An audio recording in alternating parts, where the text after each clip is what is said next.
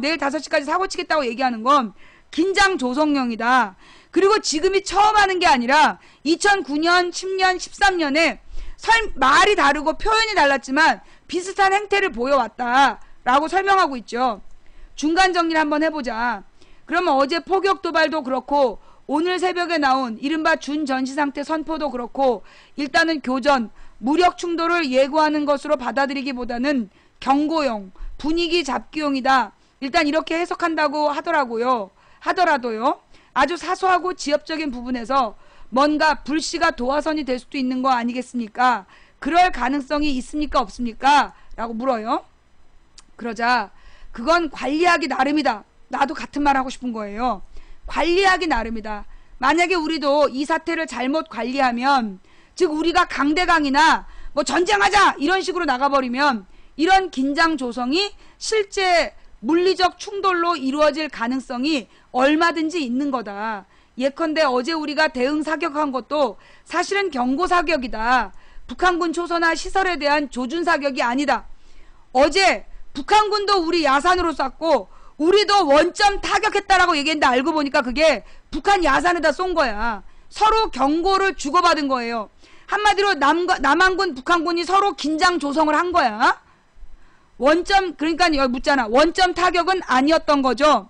내가 어제 저녁 때 그 얘기했잖아요. 내가 어제 저녁 때 이거 원점 타격이었냐 물어봤잖아. 원점이 어디냐?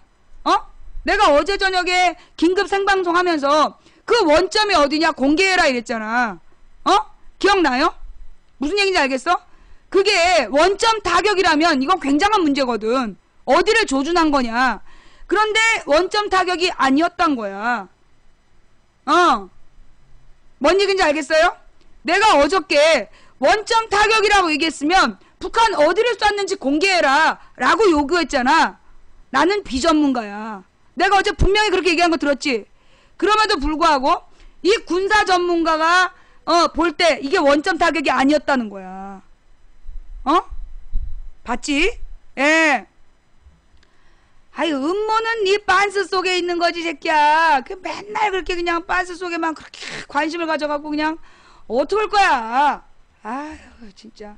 꺼져. 얘네들은 그냥 지가 이해 못하면 죄 음모론이야. 너는 우리나라 조선의 역사도 음모론이지. 네가 다 못 외우면. 연병 언론에 나온 걸 다 얘기를 하는데도 그냥 신문기사 읽어줘도 음모론이래. 연병. 네가 모르면 음모론이라는 편견을 버려 이 자식아. 아유. 예. 자, 계속 본론으로 들어가서 자, 그러니까 원점 타격은 아니었던 거죠. 네. 자, 여러분 잠깐만요. 또 집중 안 하고 그냥 내가 봤냐고 물어보려고 녹였더니 그냥 음모론이 어쩌고 저쩌고 빤스 속만 들여다보고 아유 정말 내가 집중들 해봐. 원점 타격은 아니었던 거죠. 자, 쏘기는 쐈지만 우리도 뭔가 바로 도발 원점을 격파시키고 지휘 세력까지 타격하는 그런 사격은 아니었는데, 만약 그런 사격을 했다고 치자. 그러면 북한이 대응을 안 할 수 있냐. 그러니까 지금 남과 북은 치밀하게 상대방의 의도를 관찰해가면서 확전을 방지할 수 있는 수준에서 대응이 이루어지는 것이지, 이게 만약 잘못 관리돼서 전쟁을 불사하면서 어떤 희생도 무릅쓰고 이번 기회에 완전히 상대를 제압하겠다고 하면 제압당할 북한이냐. 그건 우리도 마찬가지다. 그러면 강대강 진짜 전쟁으로 가는 거다. 그럼 가장 먼저 염두에 둬야 하는 것은 확성기를 통한 대북 심리전 방송의 지속 여부. 지속한다면 북한의 대응 양상, 이 국면에서 대북 심리전 방송은 어떻게 되는 거냐 라고 물어요. 그러자 대북 심리전 방송이 계속됐을 때 문제는 이거다. 북한이 어떻게 대응할 것이냐는 거다. 제 예상으로는 이렇습니다. 지금까지 경고 단계였던 무력 수위를 한 단계 끌어올리게 될 거다.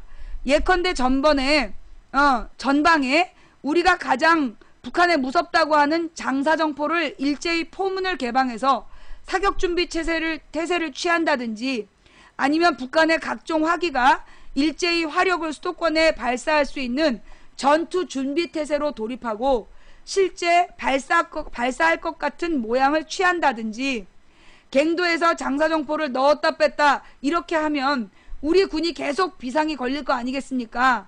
이런 식의 무력 시위도 예상해 볼 수 있는 거다.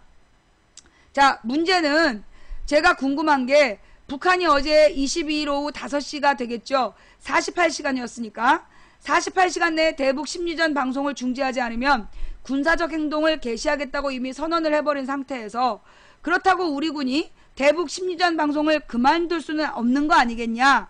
그러자 못 그만둔다. 그만둔다고 하더라도 북한의 협박에 의해서 그만둘 수는 없는 거 아니겠냐. 자, 그러니까 바로 그 점 때문이다. 그러니까 48시간 내라고 하는 것이 오히려 역으로 48시간 동안 최소한 48시간 동안은 심리전 방송을 그만 못 둔다는 얘기가 되는 건데 이렇게 되어버리면 그 이유가 어떻게 될 것인지 아무도 예측할 수가 없다. 이런 얘기가 성립되는 거잖아요. 아, 나는 진짜 이 김종배라는 사람이 정말 똑똑한 것 같아. 그러니까 그 48시간 이내에 철거하라고 얘기를 했기 때문에 그 48시간 이내에 철거할 수 없는 상황이 도리어 규정된 거 아니냐. 이거 말 이해가 돼요? 이거 되게 좀 어려운 표현인데 지금 무슨 말인지 알겠어요? 북한에서 48시간 이내에 대북 확성기를 철거하지 않으면 48시간 지난 다음에 자기네들이 공격하겠다라고 얘기를 했어. 그런데 이 말은 반대로 우리 남한 정부가 북한의 협박 때문에 확성기를 철거할 수 없는 상황이 된다는 거지. 당연히 그렇잖아. 만약에 우리 정부에서 철거하면 북한의 협박에 못 이긴 정부가 된단 말이야. 그러니까 철거할 수 없는 상황이 온 거 아니냐라고 질문을 했어요. 난 진짜 김종배 씨가 진짜 너무 멋있어. 그러자 뭐라고 이 전문가가 얘기를 하냐. 물론 48시간 이내라고 하면서 북한이 우리 김관진 안보실장에게 보낸 전통문에 나와 있는 얘기 아닙니까? 그러니까 48시간 이내라고 하면서 김관진 안보실장에게 전통문에 그렇게 써서 보냈다는 거야. 거기에는 유엔사 장성급 회담이나 아니면 남북 김양건 김관진 정도의 대화 접촉이나 이런 걸 통해서 우리도 자제를 하고 싶으니 대화를 하자. 이렇게 문을 열어둔 거다. 그러니까 김관진한테 48시간 안에 확성기를 안 치우면 공격하겠다라고 얘기를 하면서 사실 김관진한테 전통문을 보냈다는 건 김관진 안보실장급으로 서로 대화를 하자는 사인이다. 뭔 말인지 알아듣겠어요? 예? 이게 지금 무슨 말인지 알아듣겠어? 방송에 집중을 하라고! 아니 내가 뭐 7시간 동안 외부 남자를 불러다 만난 것도 아니고 무슨 불륜이야. 그 정모씨를 불렀다는 조선일보 기사 나가서 어떻게 해결 좀 해봐. 자, 여기까지 뭔 말인지 이해가 돼요? 그러니까 너나 추천을 하라고. 아유 진짜. 또 올리고 계속. 그러니까 48시간 이내라고 하면서는 사실 북한이 김관진 안보실장에게 전통문에 나와 있다는 얘기 아니냐. 그 의미는 유엔사 장성급 회담이나 아니면 남북 김양건 김관진 정도의 대화 접촉이나 이런 걸 통해서 북한도 자제를 하고 싶으니까 대화를 하자. 이렇게 사인을 보낸 거다. 바로 그건데 이 국면에서 남북 한라인이 가동될 가능성은 있느냐? 어떻게 보느냐? 그러자 한라인이 가동된다는 징후는 아직까지 전혀 없다. 그런데 북한이 대화에 희망을 거는 이유가 있는 것 같다. 이건 매우 특별한 이유라고 볼 수 있는 건데 저번에 지뢰 사건 났을 때 한미 양국의 대응에 매우 특이한 점이 있었다.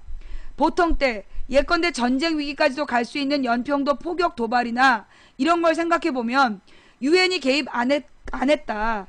근데 유엔 사령부가 전혀 개입을 안 했다. 그때 제가 취재해본 결과 2010년 11월 23일에 남북 간 포사격 교전이 벌어졌는데 우리 합참에서 유엔군 사령관 즉 월터 셰프 대장에게 샤프 대장한테 총 11번 전화를 했다. 그때마다 되돌아온 답변은 한국 정부가 알아서 해라. 한국 정부의 자위권 차원에서 할 일이지 우리한테 쏠까요 말까요 물어보지 마라 이거였다. 전쟁이 날지도 모르는데, 그런데 이번 지뢰 사건은 전쟁이 날 만한 상황도 아니었는데 유엔 사령부가 조사도 했다. 대북 접촉 제한도 한다. 또 미 국무부가 이를 뒷받침하는 성명을 발표한다. 모든 우리 측 조치보다 유엔사 조치가 더 빠르다. 그러니까 위기 관리를 떠맡은 거다.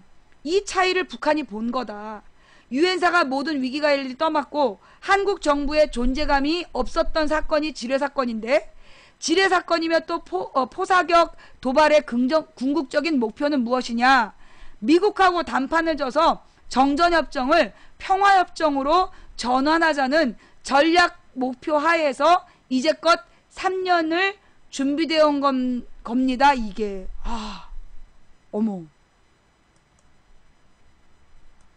이거 지금 뭔 말인지 알아듣겠어요? 이거 뭔 말인지 알아듣겠어? 응?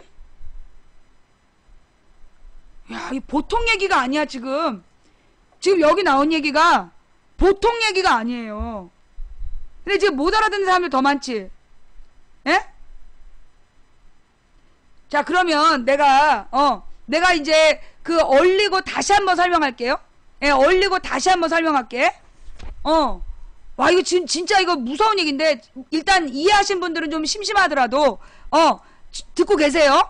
다시 내가 설명을 할게. 무슨 얘기냐 하면, 지금 이제 남북 간에 한 라인이 가동될 가능성이 있느냐. 그러니까 지금 상황은 북한에서 우리 남측에다가 대화를 요청했다라고 해석할 수 있다는 거야. 그러면 이제 남북 간에 소위 장성급이 만나서 한 라인, 한말 직통으로 대화를 할 가능성이 있느냐라는 그 진행자의 질문에 저 국방 전문가가 뭐라고 얘기를 하냐. 현재 직접 남북이 대화할 가능성은 전혀 없는 걸로 보인다. 그런데 북한이 대화에 희망을 거는 이유가 있다.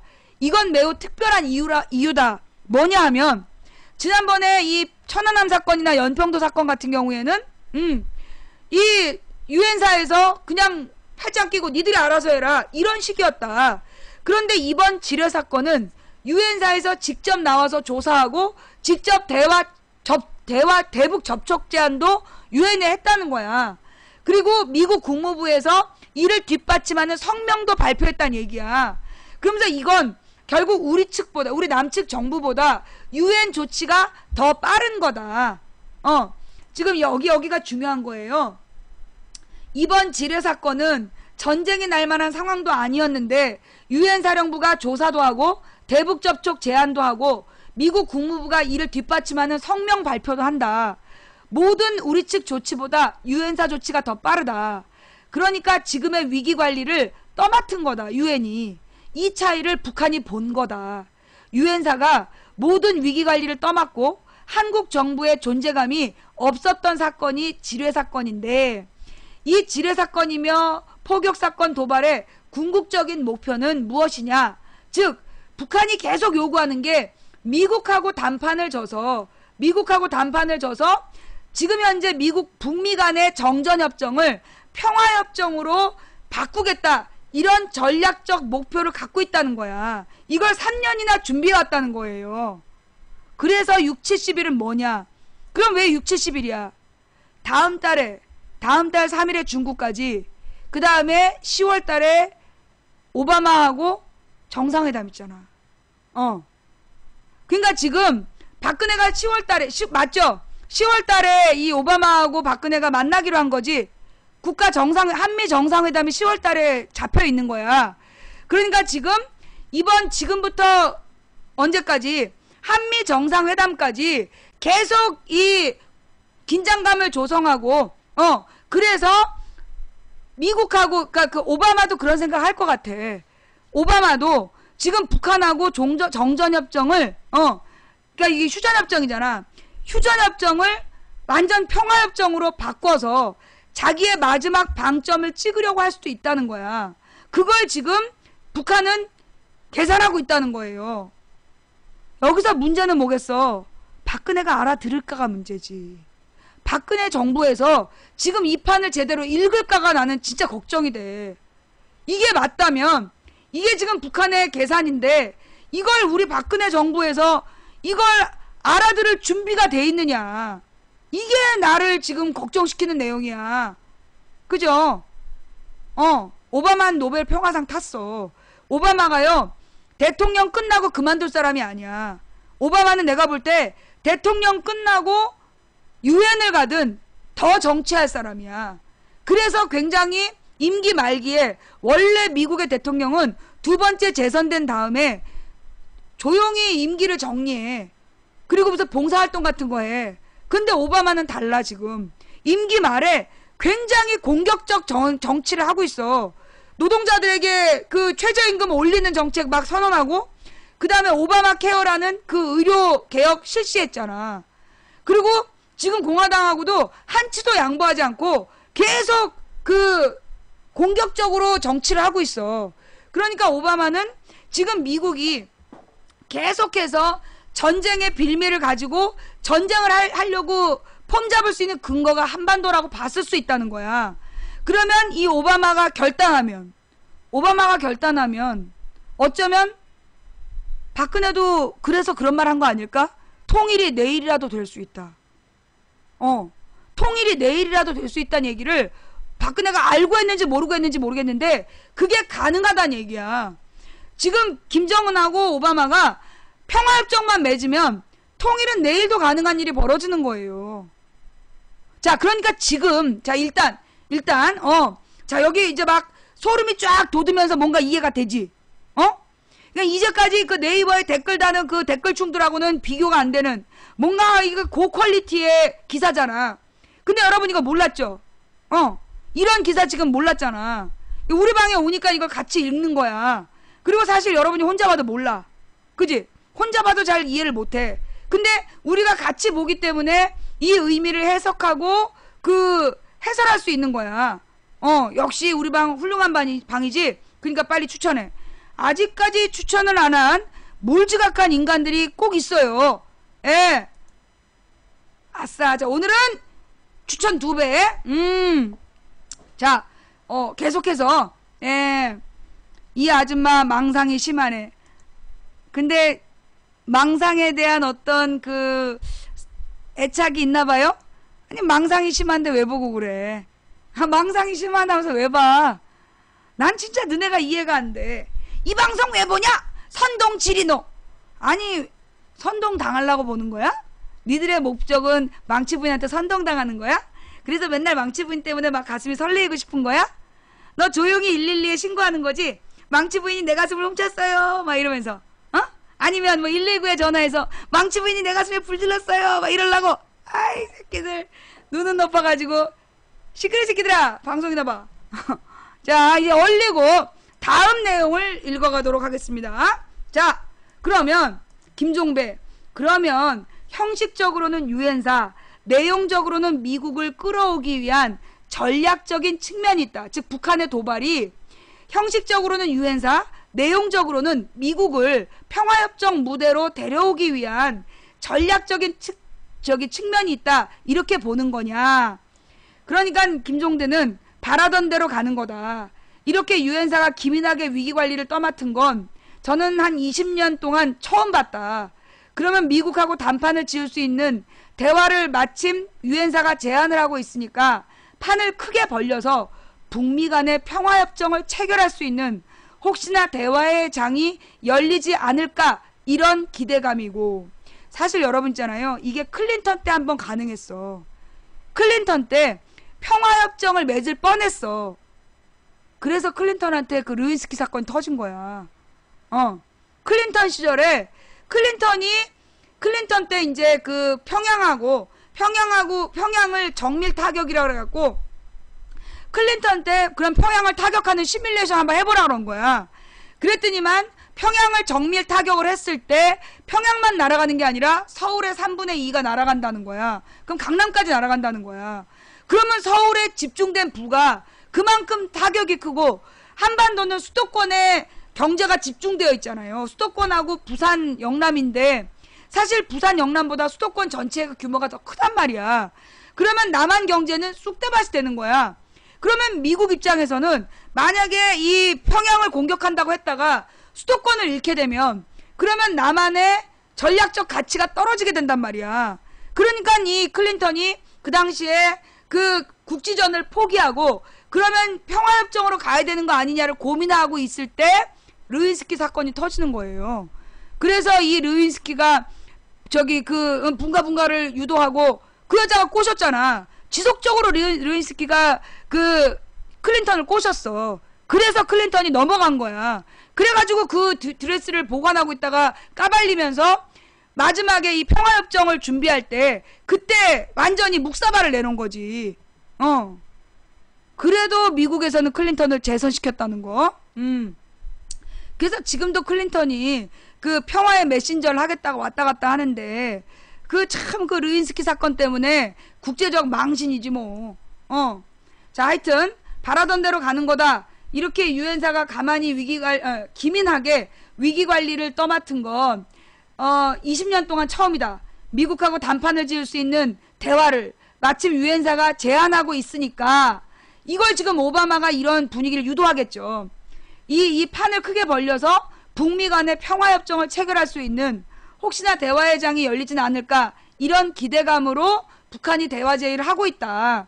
그러면 또 한 가지 체크할 포인트가 있다. 중국이 전승절 행사를 대대적으로 준비하고 있다. 9월 초인데, 그러니까 9월 3일이야.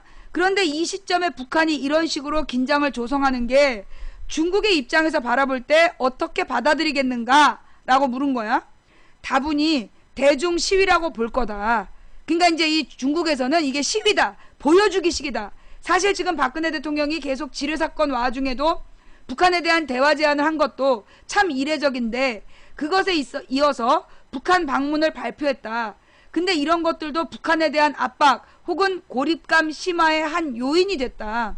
그런데 가장 주목해야 할 건 무엇이냐? 원래 북한하고 중국 관계가 상당히 악화일로를 걷고 있다는 건 다 아는 사실이지만 최근 지뢰 사건에 이르기까지는 악화가 돼도 너무 악화가 된 말하자면 거의 이상징후라고 할 만한 상황까지 악화가 됐단 거다. 이걸 우리 한미 정보당국이 예의주시하고 분석했던 거다. 전선뿐만 아니라 지금 국경지대에서 북한의 최정예 병력들이 배치되기 시작했다. 이것이 아무리 북중 관계가 악화됐다라고 하더라도 도가 지나치다는 거다. 지금 북한하고 중국의 국경지대에 최적의 병력이 배치됐대. 그러니까 이참에 미국이 북한을 우리 편으로 끌어들이려는? 미국 편으로 끌어들이려는 그런 작업을 하는 건가? 이 얘기 좀 처음 들었어요. 저도. 자, 여기까지 이해가 되십니까? 자, 여기까지 이해가 되세요? 지금 우리 오늘 이거 되게 고급 정보야. 나도 지금 처음 보는 기사예요. 예. 여기까지는 이해가 좀 되시죠? 만약에 지금 이해가 안 되시는 분들은 이 기사를 혼자서 몇 번 읽어본 다음에 재방송을 보세요. 재방송을 볼 때 여러분들이 이렇게 좀 해설을 좀 해줘. 이 기사의 의미를. 자, 오늘 이거 굉장히 중요한 기사네. 이 기사 누가 갖고 왔지? 참세상님인가? 대단히 감사합니다. 자, 지금 북중 관계가 악화됐다고 하더라도 도가 지나치다. 그럼 맥락을 어떻게 읽어야 되느냐? 그러면, 자, 그러자. 그리고 관련된 사실 두 가지가 더 언론에 조금씩 나왔는데, 이걸 왜 언론에서 보도를 안 하는지 모르겠다. 김정은의 중국에 대한 초강경 발언이다. 우리가 보도를 안 하니까 모르지. 아예 중국 X들이라는 표현까지 써가면서, 그러면서 국제 정서의 본질을 알게 해주겠다. 이런 발언이 언론에 일부 나오고 있고, 또 그 전에 원전 반대 그룹이 해킹을 해서 문서를 깠다. 여기서 나온 게 무엇냐 하면 중국이 북한이 붕괴됐을 때 4개국 공동 통치를 제안했다. 그러니까 한국, 미국, 중국, 러시아가 북한을 분할해서 통치한다는 그런 이 원전 반대 그룹의 해킹에서 그런 중국의 문건이 발견됐다는 거야. 근데 이제 김종대 씨가 보기에는 그럴 리가 없다고 본다. 사실 중국이 그런 제안을 우리 측에 했을 리는 없다. 예, 이거 지금 우리가 지금 북중 관계에 대해서 몰랐던 내용들이라 좀 집중해서 봅시다. 예, 좀 더 또 집중해서. 중국이 그런 제안을 우리 측에 했을 리가 없다. 그런데 하여간 우리 국방부 내부 문서상 중국에 이런 제안이 있었다고 하면서 한경도 평안도 이렇게 다 분리해서 한국은 평안도 항해도를 통치하고 이런 식의 아주 북한으로 봐선 이게 설령 거짓말이라고 하더라도 자다가 벌떡 일어날 모골이 송연할 얘기가 나왔다. 그 다음에 전승절 행사에 김정은이 갈 가능성이 크지 않아 보인다. 이런 일은 드물대요. 원래는 전승절에는 김정일이나 뭐 김일성 같은 사람이 최고의 대우를 받는 거고, 김정은이 최고 대우를 받아야 되는데 지금 중국이 북한 안 불렀나 봐. 그러니까 갈 일이 없는 것 같다. 이런 일련의 상황이 뭘 말하는 거냐 하면, 도대체 중국하고 북한이 동맹국이 맞느냐, 여기까지 나올 정도로 악화일로를 걷고 있는 거다. 이걸 한미양국이 이상징후로 포착하고 있다는 것이고, 그 다음에 더 심각한 사안이 뭐냐 하면, 이렇게 북중 간의 관계가 악화되고 긴장을 고조시키는 건 그만큼 북한 체제가 불안하기 때문이라고 보는 거다. 최근 한미양국이 북한 붕괴론 쪽으로 완전히 경도됐다고 본다. 이건 박근혜 대통령이 직접 얘기를 입 밖으로 한 것이다. 통일준비위원회 발언을 말하는 거냐? 통일준비위원회 발언도 그랬고, 그 전에 국정원 비밀 방문했을 때도 똑같은 발언을 했다. 그러냐? 벌써 두 번이나 발언이 언론상으로 나온 건데, 내년에 북한에 무슨 일이 생길지 모른다. 내년에 무슨 일이 생길지 모르기 때문에 통일준비위원회 위원 여러분들은 통일준비에 만전을 기하셔야 할 것이다. 이게 박근혜 대통령의 정확한 발언이다. 언론에 나온 건 조금 부정확하게 나왔더라. 그런데 정확한 발언은 이거다. 그리고 국정원 방문했을 때는 북한에 내년에 무슨 체제가 있을지 모른다. 그 다음에 김정은 공포정치로 인해 고위급 망명이 속출하고 있다. 북한 체제가 불안하다. 이렇게 보는 거다. 그러니까 지금 김정은 위원장이 이렇게 한반도 긴장을 고조시키는 이유가 북한 내부 체제 불안을 바깥으로 표출시키는 것이다. 이게 지금 한미 양국 정보기관의 해석이자 우리 청와대의 생각이고, 그런 만큼 북한 붕괴가 임박했다고 보는 거다. 여기서 중간 정리를 한번 하죠. 그러니까 지금 지뢰 도발로부터 시작했던 군사긴장이 장기화 되겠지만 관리될 것이라는 조심스러운 전망이 기조가 될 거고, 그럼에도 불구하고 군사적 긴장 대치 상태에서는 작은 불씨가 어떤 결과를 빚을지 아무도 모른다.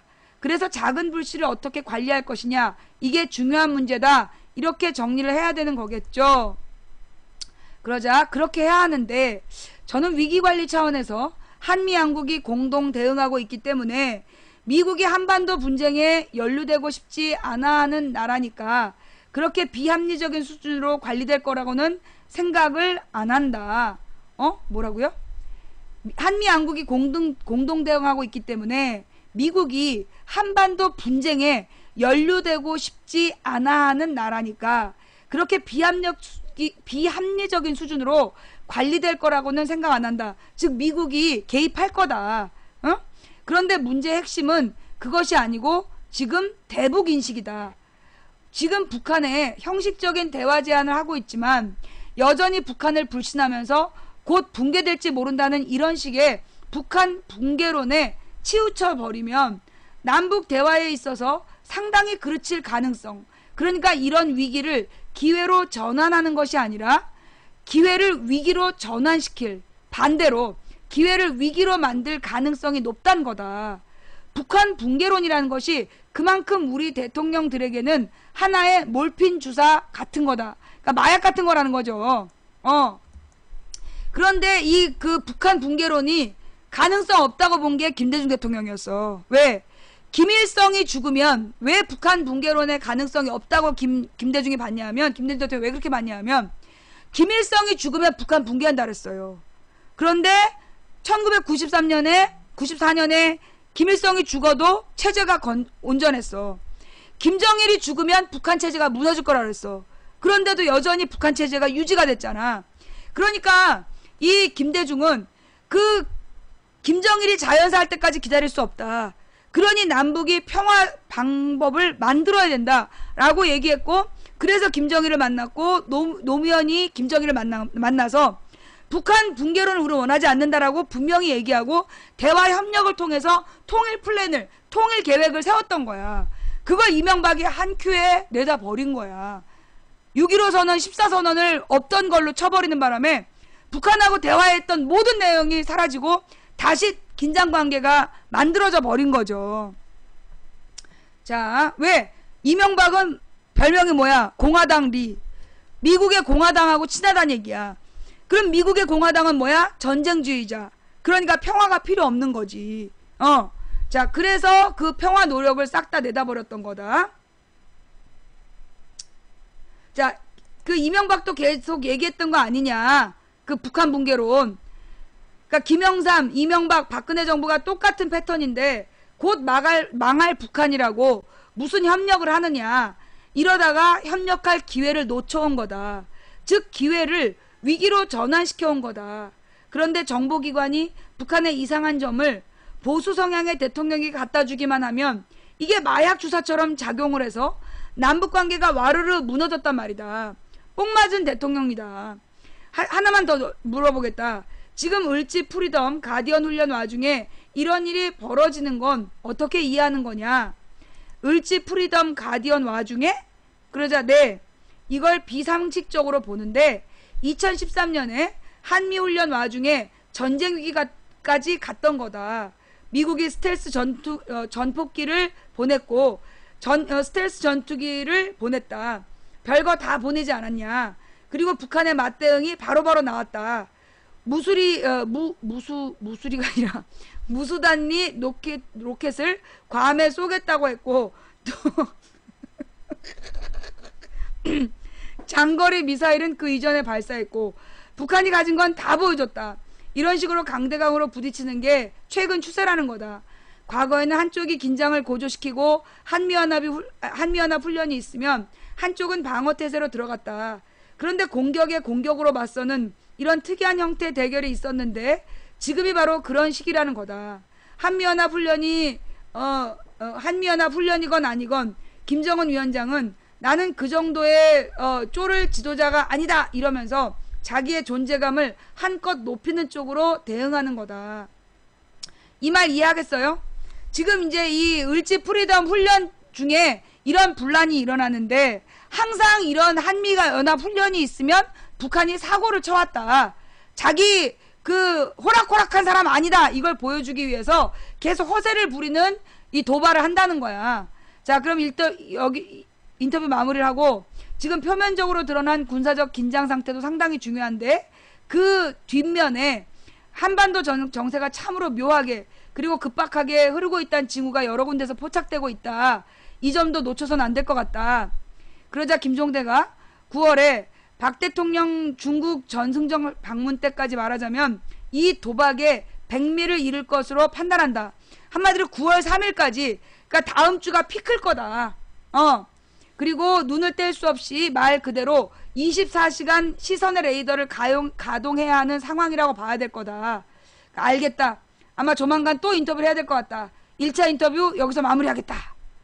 지금까지 김종대 디펜스 21 편집장이었다라고 김종배의 이슈 털기, 그러니까 시사통 이슈 인터뷰의 내용이에요.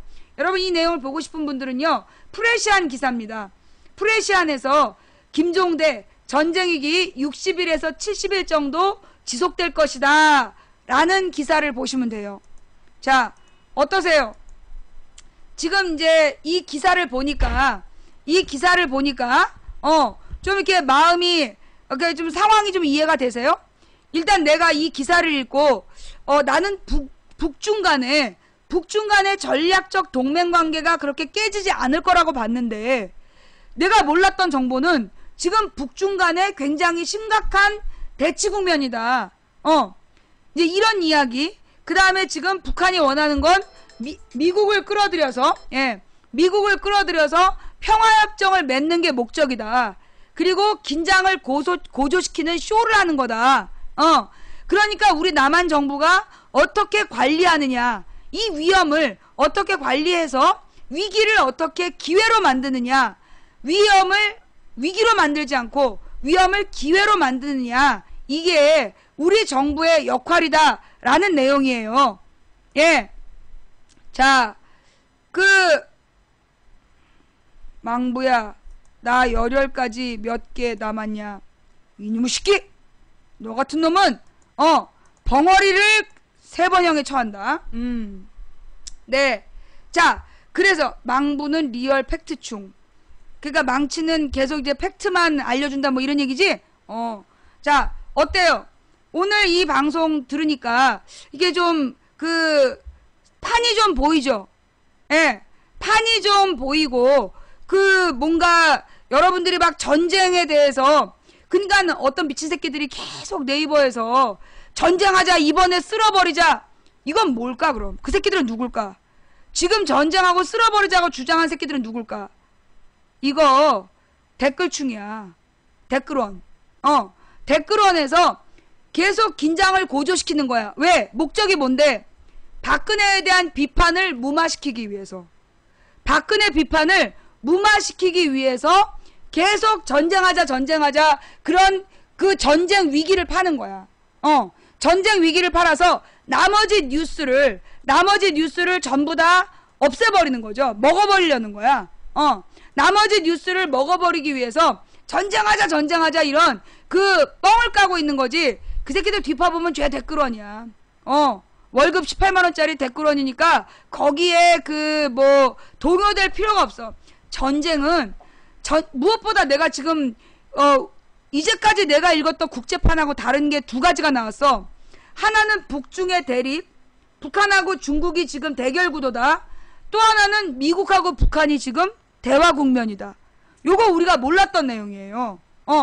사실 내가 이제까지 전쟁 위험성이 있다라고 봤던 건 북한하고 중국하고 미국이 지금 경제 위기고 뭔가 돌파구가 필요한 상황이다.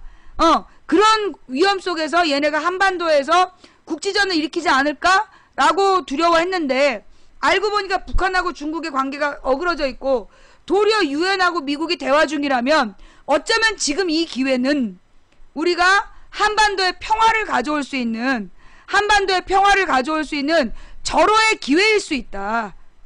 한반도의 평화를 가져올 수 있는 절호의 기회인데 이걸 이 댓글충들이 계속 뭐라고 얘기하면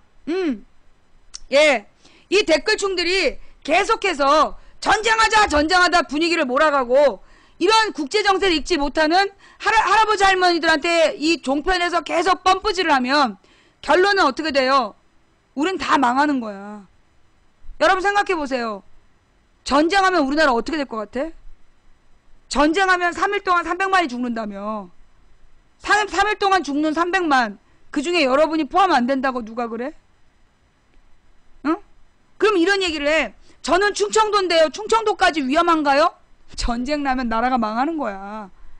지금 우리나라 경제는 어떤 경제죠?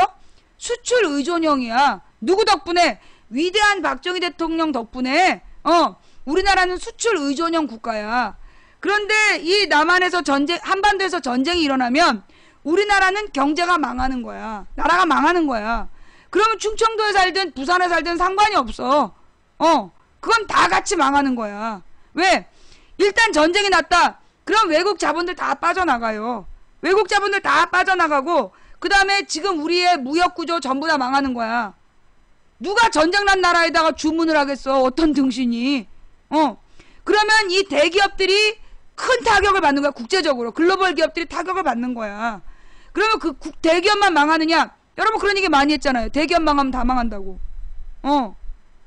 그래서 전쟁이 나면 망하는 거야. 전쟁이 나면 회복이 안 되는 거야. 회복이 되게 어려워. 회복되는데 적어도 30년 이상 가. 그러면 우리가 지금 외쳐야 될 건 뭐예요? 전쟁이냐 평화냐? 여러분은 뭘 외칠 겁니까? 그게 지금 여러분의 숙제예요.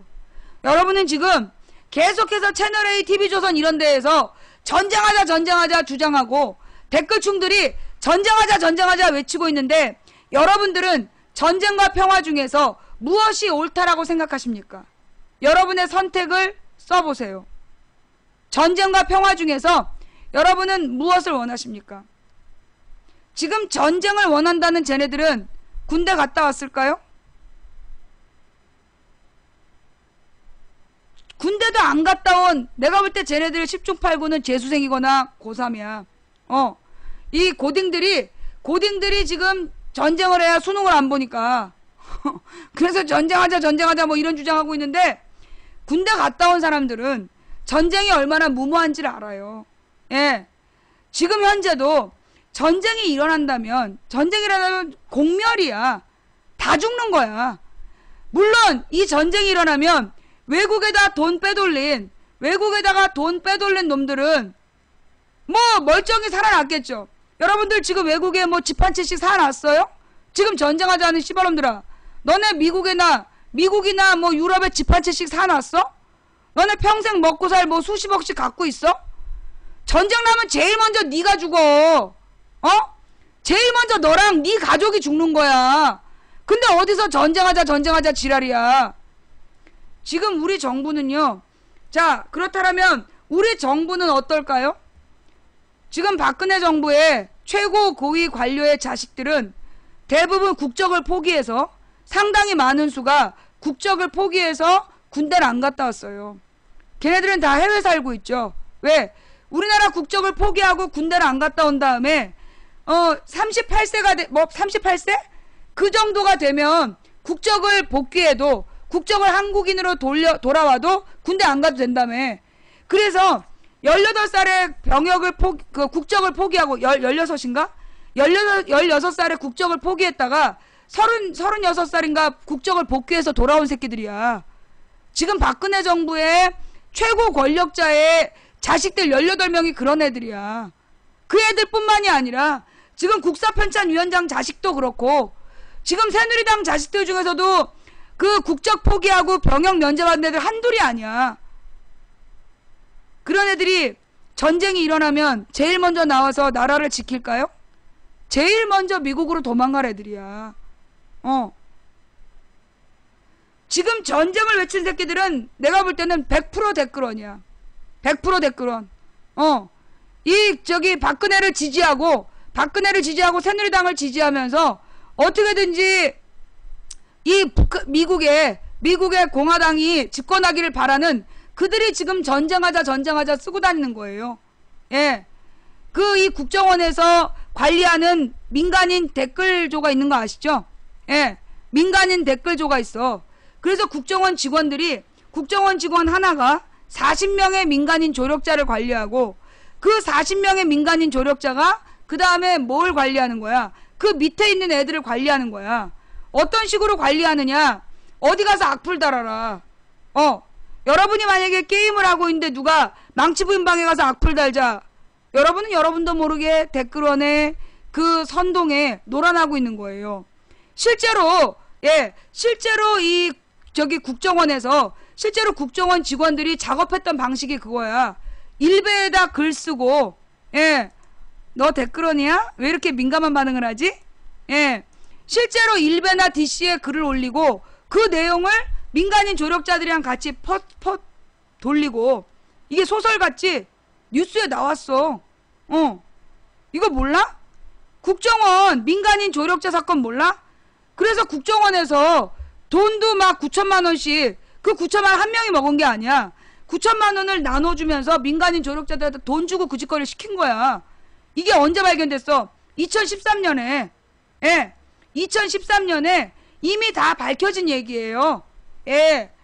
그런데 지금 막 모른 척하고 있잖아. 아니라고 막 우기고 있는, 소설을 쓴다고. 아니 뭐 대한민국 언론이 망치부인 수필집이야? 망치부인 소설책이야? 이미 2013년에 검찰 수사 기록으로 나왔던 내용이야. 그걸 가지고 왜 시비를 걸고 그러실까? 이 아줌마 똑똑한 척하는 찌질이야. 그래, 미안해. 똑똑한 척하는 찌질이라서 대단히 미안해. 근데 그런 얘기 알아? 망치부인은 그 목사님이 보시면 그 선지자 같은 사람이고, 또 이 신부님이 보시면 신실한 자매님이야. 스님이 부르실 때는 보살님이라고 부르더라고. 근데 찌질이가 볼 때는 찌질이라고 부르더라고. 미안해. 시발놈이 볼 때는 시발년이고 뭐 그렇지 뭐. 종북 세력이 볼 땐 종북 세력이고, 빨갱이가 볼 때는 빨갱이고. 이 망치부인이라는 사람은 언제나 이 자리에 똑같은 모습으로 있어요. 그걸 민주주의자가 볼 때는 민주주의자로 보이고, 빨갱이가 볼 때는 빨갱이로, 종북 세력이 볼 때는 종북 세력으로, 찌질이가 볼 때는 찌질이로 보이는 거예요. 여러분의 선택, 여러분이 하신 겁니다. 자, 추천해주신, 자, 오늘은 내가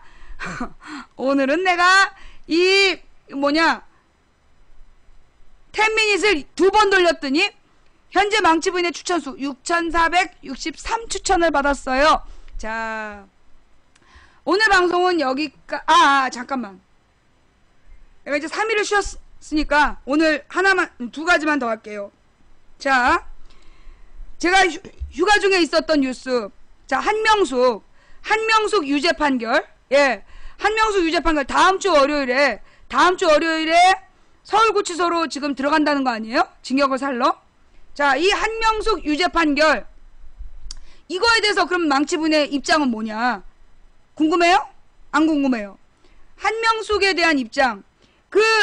기본적으로 한명숙 사건에 대해서 분명히 알고 있어야 돼. 뭐냐 하면 이게 이 한명숙이라는 사람이 2010년에 서울시장으로 나올까봐 그걸 막기 위해서 조선일보에서 터트린 사건이 한명숙이 5천만 원의 뇌물을 받았다라고 주장을 했어요. 그래서 그 뇌물을 한명숙이 그 총리 공관에서 받았다. 그리고 준 사람은 양복 안주머니에 5만 달러를 가지고 갔다는 얘기야. 달러로 5만 달러를. 자, 그럼 이 5만 달러. 그러면 일단 미국의 화폐는 1달러, 5달러, 10달러, 20달러. 그렇게 있죠. 100달러짜리는 일반에 유통이 안 돼. 100달러짜리는 일반 유통이 안 되기 때문에 그러면 이 사람이 그 5만 달러를 앞가슴에다 넣고 가려면 100달러짜리가 있는데요. 100달러는 일반 유통이 안 된대요. 예, 100달러짜리가 있긴 있어. 그런데 일반인들에게 1000달러가 유통이 안 되고 100달러까지 되든가? 좌우지간. 그러면 100달러짜리로 쳐봐. 100달러짜리가, 맞아, 100달러 있어. 맞아, 미안해. 착각했어. 1000달러짜리가 유통이 안 되고, 100달러까지는 유통이 돼. 그러면 100달러로 5만 달러를 넣었어. 그럼 몇 장이야? 500장이야. 자, 여러분, 500만 원을 돈으로 만져본 적 있어요? 500만 원을 돈으로 만져봤어? 이 100만 원을 만원짜리로 100장을 만들면 이게 1cm 정도 돼요. 그러면 이게 5만 달러면 이게 5cm야. 이게 5cm, 그러니까 꽁꽁 묶었을 때 쇠도나마 5cm라고. 그걸 안주머니에 넣고 밥을 먹었다는 거 아니야. 그래서 밥을 다 먹은 다음에 그거를 총리 공간에 놓고 나왔는데 이 한명숙 총리가 그 돈을 이 총리 공간에 있는 장식장에다가 넣고 나왔다. 이게 검찰의 주장이었어, 그 당시에. 500장을 묶으면 정말 얇은데, 그러면 너의 양복 주머니에 500만 원을 넣고 인증사진을 한번 올려줘 봐봐. 정말 얇은지 한번. 500장이면요 굉장히 두꺼운 돈이에요. 두꺼운 돈을 앞주머니에다 넣고 갔다고 발표를 했어, 검찰이. 그러다 나중에 이걸 어떤 민주당 국회의원이 박지원이었나? 재연을 한 거야. 안주머니에다가 5만 달러를 넣어보겠습니다 그러면서 넣었어. 이게 단추가 안 잠겨. 여러분, 이게 총리를 만날 때는요 양복에 예의를 갖춰야 되잖아. 그럼 단추를 잠궈야 돼. 근데 이 500달러를 넣으면, 500장을 넣으면 이게 단추가 안 잠기는 거야. 그거를 연출을 해서 보여줬어. 그러자 입장이 바뀌어. 종이백에 넣었다.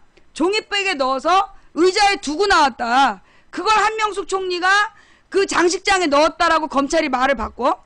그래가지고 이제 재판부에서 사실 확인을 들어갔는데 알고 보니까 한명숙 총리가 먼저 나갔어. 5만 달러를 줬다는 사람보다 먼저 나갔다는 거야. 그럼 먼저 나갔다 돌아왔다는 거야. 돌아와서 경비들을 기다리게 하고 경호원을 기다리게 하고 혼자 들어가서 그걸 옮겼다라고 검찰이 주장을 해가지고, 그래갖고 이제 재판부에서 검찰이랑 다 같이 갔어. 검사들이랑 가갖고 재연을 한 거야 상황을. 그래서 그 소리가 안 나게 그걸 넣어봐라. 그랬더니만 소리가 계속 난 거야. 그래갖고 검사가 이제 굉장히 쪽팔려 했어요. 결론이 어떻게 됐냐? 그거는 최종 무죄가 나왔어. 그거는 3심까지 가서 무죄가 나온 거야. 그런데 1심 무죄가 나온 날이 4월 8일인가 4월 9일인가 그래. 근데 4월 8일에 한명숙 총리가 그 5만 달러 말고 9억 원의 뇌물을 받았다라는 혐의가 포착돼서 9억 원의 뇌물을 준 건설사 대표의 사무실을 압수수색했다고 우리나라의 모든 언론에 발표가 났어. 내가 그때 방송할 때 정확히 기억해. 그런데 그 사무실이 남의 사무실이었던 거야. 왜냐하면 이 건설사 대표가 그 당시에 구속 중이었고, 이 건설사 대표가 구속되기 2년 전에 회사가 망한 거야. 그 건설사가 망해갖고 2년 전에 2년 전에 그 망한 회사라서 지금 그 사무실은 다른 회사가 쓰고 있는 거야. 비어있거나 다른 회사 사무실인데 그걸 압수를 한 거야. 그러면 그 압수해서 뭘 했겠냐고, 빈 사무실이나 남의 사무실 가서. 근데 보도가 아무 데서도 안 된 거야. 어이가 없죠. 그 다음에 그 증언이 있다. 그 9억 원을 줬다는 한 머시기 대표라는 한 사장이 한명숙 총리에게 무슨 그 종친이고, 그래서 아주 서로 밥도 먹고 친하게 지내는 사이라서 9억 원을 줬다라고 계속 검찰이 이제 주장을 하는 거야. 그러면서 돈을 언제 그럼 건네줬냐 그러니까 백주 대낮에 길거리에서 이렇게 그 자동차 뒷트렁크에다가 돈을 옮겼다. 그렇게 얘기를 하는 거야. 뭐라고? 여기 방송 왜 킥킥거려? 강퇴당하고 싶어? 아니 그래가지고 백주 대낮에 뒷트렁크에다가 현찰을 옮겼다 이런 주장을 했어. 그게 이제 상식이 안 통했어. 그런데다가 무엇보다 법정에 돈을 줬다는 그 한 사장이 불려 나와가지고 증인으로 나와서 한 말이 뭐였냐. 자기는 검찰이 협박을 해서 어쩔 수 없이 9억 원을 줬다고 주장했지만 사실 자기는 돈을 주지 않았다. 1심 재판부에 한 사장이 나와서 자기는 한명숙 의원한테 돈을 준 적이 없다. 9억 원을 주지 않았다라고 증언을 번복을 한 거야. 진술을. 왜 그랬냐? 검찰이 강요해서 이 사람이 이제 다른 혐의로 지금 구속되어 있었는데 그 혐의를 만약에 한명숙한테 뇌물을 줬다고 얘기하면 혐의를 깎아주겠다 협박을 한 거야. 그래서 자기가 그 검찰의 협박 때문에 그렇게 얘기했지만 사실은 내가 돈을 주지 않았다라고 1심 법정에 나와서 증언을 해버렸어요. 그래서 1심 법원에서 무죄가 나온 거야. 1심 무죄를 받았어. 이 9억 원 뇌물 사건이. 그런데 2심 고등법원에서 자 그러면 검찰이 주장했던 9억 원을 줬다는 사람이 안 줬다는 거야. 그 다음에 한명숙이 돈을 받았다라는 증거도 없어. 통장이니 뭐니 다 털어도 없어. 그런데 검찰이 그 돈 안 줬다라고 얘기한 증인의 진술도 무시하고 돈 안 받았다. 그리고 한명숙의 모든 통장에도 친인척 통장에도 돈이 안 들어왔는데 이걸 인정을 안 했어. 그런데 여기서 딱 수표가 걸려. 1억 원 수표. 그러면서 어저께도 한명숙의 1억 원 수표가 한명숙이 빼도 박도 못할 1억 원 수표가 결정적 단서였다고 나왔잖아요. 그런데 그 1억 원 수표에 대해서 뭐라고 얘기를 했냐면 뭐라고 얘기했냐면 그 1억 원 수표가 한명숙 여동생의 전셋값으로 제출이 됐는데 그 수표는 한 사장의 수표였고 그거를 한 사장하고 한명숙의 여동생은 몰랐다. 그러면 중간에 누가 줬겠냐? 한명숙이 받아준 거다. 이게 검찰의 주장이야. 그런데 사실을 알고 보니까 1억 원의 진실 1억 원의 진실이 뭐냐 기사가 있어. 어저께 뭐 빼도 박도 못할 1억 원 막 이렇게 얘기했잖아요. 그런데 그 1억 원의 진실은 자 여기서 또 딴짓을 할 거기 때문에 얼리고 설명할게요. 그 1억 원 수표는 김모 비서가 받은 거다. 이게 무슨 얘기냐 하면 이 김 비서가 문제인 거야. 한명숙 총리에게 김모 비서가 있었는데 이 사람이 지금 무슨 재판 중이에요. 그래서 김 비서란 사람한테 변호사가 붙은 거야. 그러니까 이 김 비서란 사람도 지금 구속됐거나 지금 재판 중에 있는 사람인데 이 문제의 김 비서라는 인간이 한명숙 뇌물 줬다는 9억 원 줬다는 건설사 대표한테 3억 원을 빌렸대. 그래갖고 그 빌린 3억 원에서 전세금으로 3억 원을 빌렸다가 2억은 돌려주고 1억 원은 갖고 있었다는 거야. 그 갖고 있었던 1억 원을 며칠 동안 한명숙 동생한테 빌려줬었다는 거야. 그리고 그걸 한명숙 동생한테 도로 받아서 관리하고 있었다라는 거예요. 핵심은 김비서와 동생 사이 전세 자금을 주고받아 갚을 때 사용한 4장의 수표도 있어.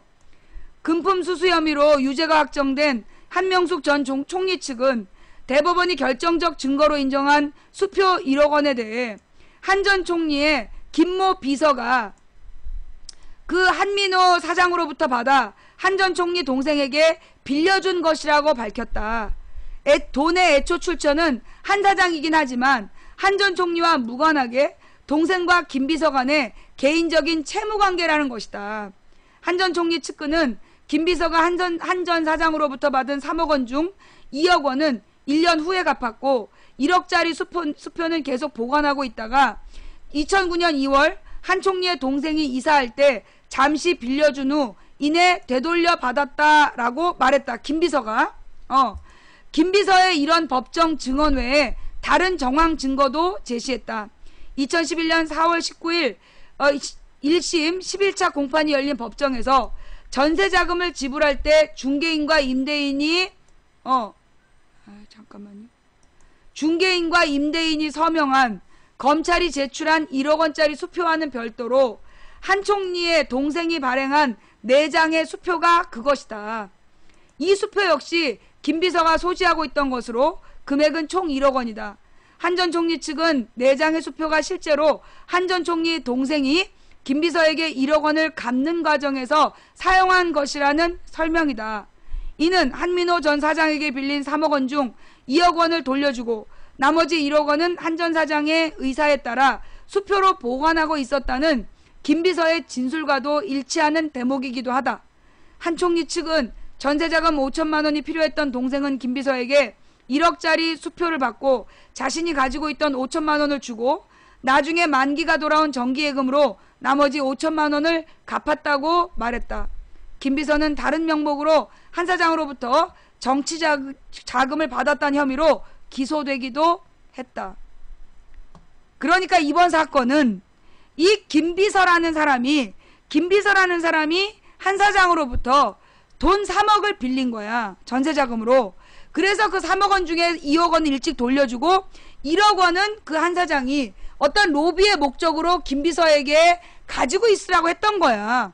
그 돈을 한명숙 여동생에게 지가 선심 쓰듯이 전세자금으로 빌려줬다가 만기가 돼서 받은 돈인데 그걸 한명숙 총리가 1억 원의 뇌물을 받았다고 지금 대법원에서 판결을 내린 거야.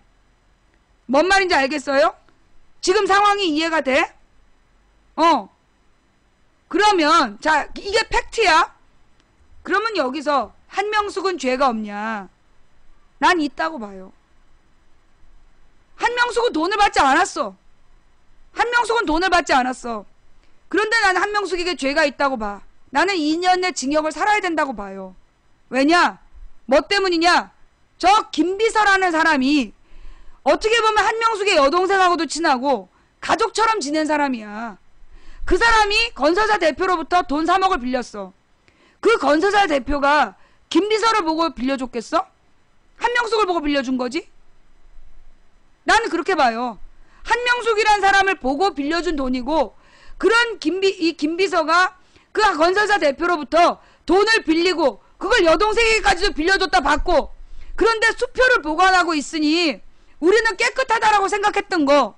나는 그게 지금 이 시기에 한명숙 총리가 결정적으로 잘못한 일이라고 생각해요.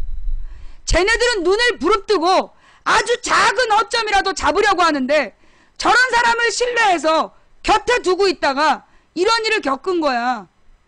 나는 그래서 이 한명숙 총리가 억울하다.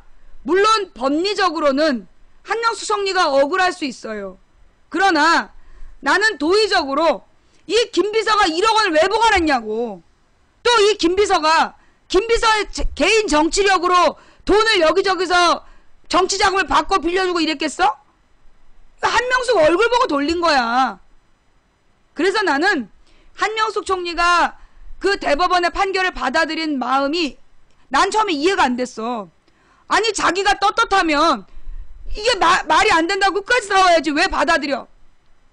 왜 대법원 판결을 받아들일까? 결국은 이 김비서란 사람을 곁에 뒀고 그 김비서라는 사람이 문제의 3억 원을 빌렸다가 돌려주고 이런 과정에서 빌미를 잡혔고, 그렇다면 이 한명숙 총리는 겸허하게 자신의 그 부분을 실수로 인정했을 것 같아. 그래서 징역을 가겠다라고 받아들이는 것 같아요. 뭐 대법원의 판결이기 때문에 받아들인다라고 얘기하지만, 물론 저는 이 부분이 노무현 대통령한테 10억을 빌려줬던 그 박연차 리스트 사건, 그 사건과 너무나 비슷해. 박연차가 노무현 대통령 퇴임 2주일 전인가 한 달 전에 10억을 빌려줬어. 그 10억으로 노무현 대통령 딸인가가 미국에서 집을 얻는데 그 돈을 쓴 거야. 근데 그 집을 얻는 돈을 쓰는 과정에서 그 10억을 달러로 환전할 때, 이걸 이 노무현 대통령 딸이 환전한 게 아니라 한국에서 그 10억을 현찰로 그 미국 집주인에게 줬고, 미국 집주인이 이 돈을 달러로 환전해서 나가는 과정에서 불법적인 방법으로 환전을 한 거야. 신고를 안 했어. 그래서 이게 문제가 된 사건이었어요. 그런데 일단 이 노무현 대통령은 박연차라는 사람에게 돈을 10억을 그 권양숙 여사가 빌렸다. 그것 때문에 노무현 대통령은 용서할 수가 없었던 거야, 자신을. 그 돈 10억을 권양숙 여사가 아무리 박연차가 빌려준다 그래도 받지 말았어야 됐는데, 그 돈을 받아서 딸 전세금으로 썼다는 것을 용서할 수가 없었던 거야. 그래서 노무현 대통령이 무너져 내린 계기가 그거거든요. 근데 이거는 차용증을 썼고 노무현 대통령이 빚을 갚겠다라고 분명한 의지를 이미 2008년 1월인가에 서로 차용증을 주고받고 약속을 했는데, 그럼에도 불구하고 그 10억이 포괄적 뇌물이다. 그러면서 이명박 정부에서 노무현 대통령을 구속시키겠다 그랬던 거 아니야. 박연차도 이거 뇌물 아니고 빌려준 거다. 그리고 이 박연차란 사람이 노무현 대통령하고 꼭 저 한 사장처럼 형제처럼 지내왔다. 그래서 정말 자기는 그 돈 10억 정도는 빌려줄 수 있는 사람이라고 아무리 주장해도 노무현 대통령은 그 10억을 빌렸다는 것 때문에 스스로를 용납하지 못하고 극단적 선택을 할 수밖에 없었던 거예요. 노무현 대통령에서 시작된 비극이 한명숙 총리로 끝났으면 좋겠다라고 얘기를 하는, 그러면서 노무현 대통령과 한명숙 총리가 그 똑같이 피해자라고 얘기할 수 있는데, 나는 그 좀 다르다고 봐. 노무현 대통령은 임기 말이야. 이미 2007년 12월부터 이명박의 시대가 열린 거야. 지는 해였어, 노무현 대통령은. 그러나 한명숙 총리는 그 당시 2007년 돈이 오고 가던 시대에 대통령 후보였어. 시작하는 사람이야. 그래서 난 이 가치가 틀리다고 봐. 이 김비서란 사람이 한명숙이라는 이 총리 후보, 전 총리, 거기다가 그 뭐예요, 당 대표도 하고, 그리고 대통령 후보까지 있었던 그 사람을 등에 업고 소위 정치 자금을 이리 받고 저리 받아서 개인의 사리사욕을 채운 거 아니야. 아랫사람이 잘못하면 나는 한명숙 총리가 책임지는 게 맞다고 봐. 감옥 가야 된다고 생각해요. 마찬가지로 박근혜 정부에서 잘못한 새끼들의 모든 죄는 박근혜가 지고 감옥을 가야 된다 라고 나는 생각합니다. 나는 이 한명숙 총리가 김비서라는 사람에게 너무 많은 힘을 실어줬고, 김비서가 온갖 전횡을 저질러서 오늘 이 치욕을 당하는 것에 대해서 나는 한명숙 총리가 감옥 가는 거를 나는 반대하지 않아. 억울하다고 생각 안 해. 나는 겸허히 받아들여야 된다고 생각합니다. 아랫사람을 잘못 써서 이런 누명을 쓴 죄는 본인이 갚아야 돼. 마찬가지로 박근혜 대통령도 밑에 놈들이 저지른 잘못에 대해서 그 놈을 깨알 리더십으로 꼭 걔 아니면 안 된다고 행패 부려서 그 자리에 앉혔잖아. 그들이 지금 국민의 생명과 안전을 지키지 못해 나라가 개박살이 났잖아. 박근혜 대통령이 나는 책임져야 된다고 봐. 박근혜가 책임져야 된다고 봐. 성완종 리스트에 대해서도 다시 조사 들어가야 되고. 자, 그 다음. 근데 이 한명숙 유죄 판결을 왜 냈을까, 지금? 사실요, 한명숙 유죄 판결은 올 겨울이나 내년 1월에 내는 게 훨씬 더 내년 총선에는 효과적이었단 말이야. 그런데 왜 한명숙 유죄 판결을 이렇게 갑자기 했을까? 또, 권은희 의원을 왜 기소했을까? 이종걸 의원에 대해서도 열정페이 얘기하면서 이종걸도 막 욕먹고 있잖아. 그리고 지금 김한길 같은 애, 박지원 같은 사람은 이제 빨리 30까지 해갖고 유죄 판결했으면 좋겠고, 어쨌거나 지금 김한길이나 박지원이 유죄 받아도 내가 볼 때 야권 지지층 흔들리지 않아. 김한길이나 박지원이 유죄 받아도 야권 지지층 흔들리지 않아요. 그러나 한명숙 총리와 권은희가 기소되고 유죄를 받으면 야권 지지층이 충격에 빠지게 돼. 무엇보다 지금의 이 새정치연합에서 뭔가 새 출발하려는 그런 지도부 입장에서는 굉장히 충격을 받을 수밖에 없는 사건이야. 지금 그 한명숙 유죄, 권은희 기소, 요건 목적이 뭐냐? 야당 멘붕 작전이야. 야당을 무력화시키기 위해서, 그러니까 새정치연합을 부도덕하고 굉장히 문제가 많은 정당이라고 낙인을 찍어서, 그래서 어떤 박근혜 정부의 오만과 불통, 그리고 이 무능에 대해서 비판하고 지적하지 못하게끔 하려는 게 목적이다. 나는 그렇게 봐요. 이게 한명숙에게 유죄를 주고 권은희를 기소한 건, 이거는 뭐다? 야당을 멘붕시키기 위해서, 야당 멘붕을 목적으로 지금 펼친 술수다. 그러면 어떻게 해야 돼? 야당은 겸허히 인정할 건 인정하고, 그럼에도 불구하고 야당의 역할을 똑바로 하면 되는 거야. 내일 전쟁 나냐고? 이 자식아, 네가 이렇게 물음표를 안 했으면 재방송을 볼 수 있었을 텐데. 유튜브로 재방송 봐. 넌 블랙이야. 자, 그래서 이 야당의 그 인사들이 지금 멘붕 돼가지고 위축되면 안 돼. 쟤네들이 원하는 건 야당 위축이야. 그런데 참 그래. 오늘 아침에도 박지원이 당에서 공천을 주던 말던 자기는 출마할 거라고 막 얘기하더라고. 지금 이제 새정치연합에서 가장 하위 20%를 자르겠다. 근데 박지원이 오늘 아침에 라디오에 나와가지고 자기가 의정활동도 제일 잘했다고 그러면서 내년에 또 출마한대. 이제 야당의 어떤 희망이 안 보이는, 그러니까 그만큼 했으면 오래 한 거 아닌가? 정말 이 한국 정치의 발전을 위해서, 이게 좀 당을 위해서 좀 사람이 움직여야 되는 거 아니야? 결론은 목포 시민들이 알아서 판단을 잘해야 될 것 같아요.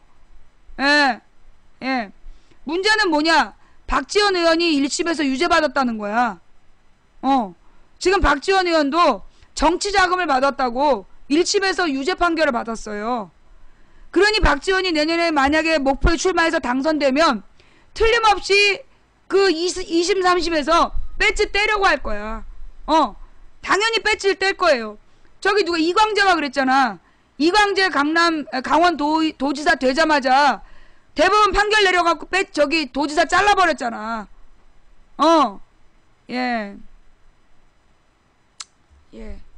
하여튼 그래서 지금 매우 상황이 안 좋은 상황이다.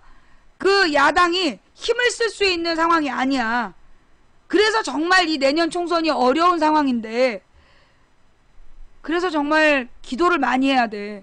그런데다가 지금 이제 이 손석희 사장이 손석희 JTBC 뉴스가 지금 기소가 됐잖아요. 손석희 사장을 지금 기소해서 재판 진행 중이야. 그러다 보니까 JTBC도 되게 자체적으로 조심하는 것 같아. 그러니까 지금 우리나라에서 유일하게 살아있는 언론이 JTBC였잖아.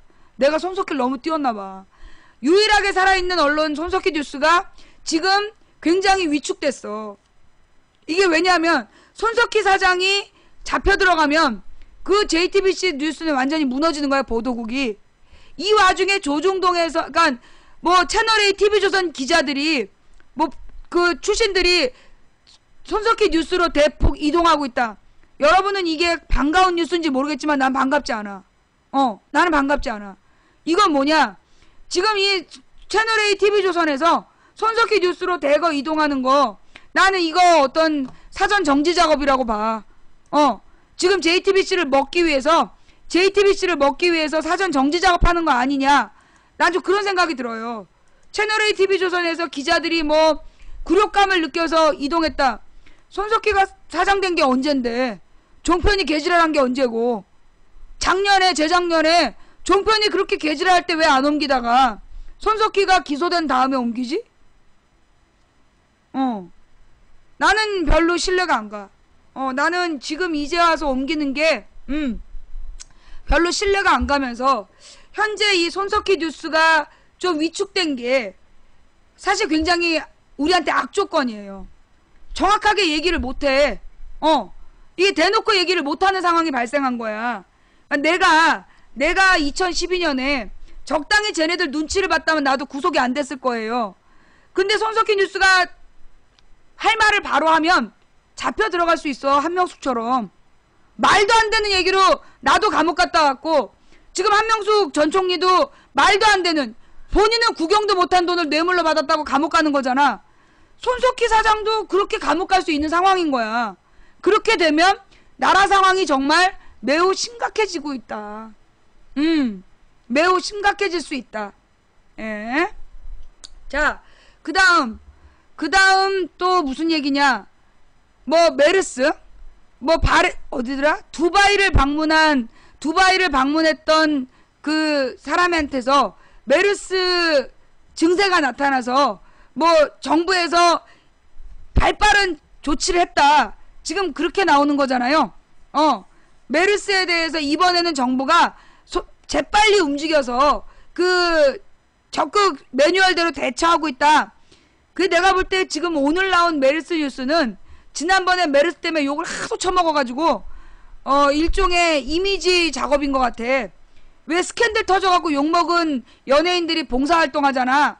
그런 것처럼 오늘 메르스 뉴스는 지난번에 하도 무능하다가 욕을 처먹어갖고 이번에는 잘하는 척 하려고 뜨는 뉴스가 아닐까? 그 다음에 지금 한 5시 정도 됐잖아요. 그러면 이제 그러면 저기 뭐야, 북한에서 또 한 번 사고 칠 때가 됐는데, 주식시장 문 닫았기 때문에 지금쯤이면 뭔가 속보가 나와야 되는데 지금 아무 속보 안 나와? 아니, 이 시간쯤 되면 북한에서 뭔가 강력한 뭔가를 했다고 막 이렇게 뭔가 무서운 분위기가 나와야 되는데, 아니, 이게 대남방송으로 들리면 네가 북한군 출신이라 그런 거지. 아니, 우리는 전부 다 그렇게 안 듣는데 왜 너는 그렇게 들어? 예. 이상지구가 또 발견됐대? 뭐가 발견됐대? 그러니까 지금 이 정도 되면 뭔가 나와야 되는데, 이 정도 되면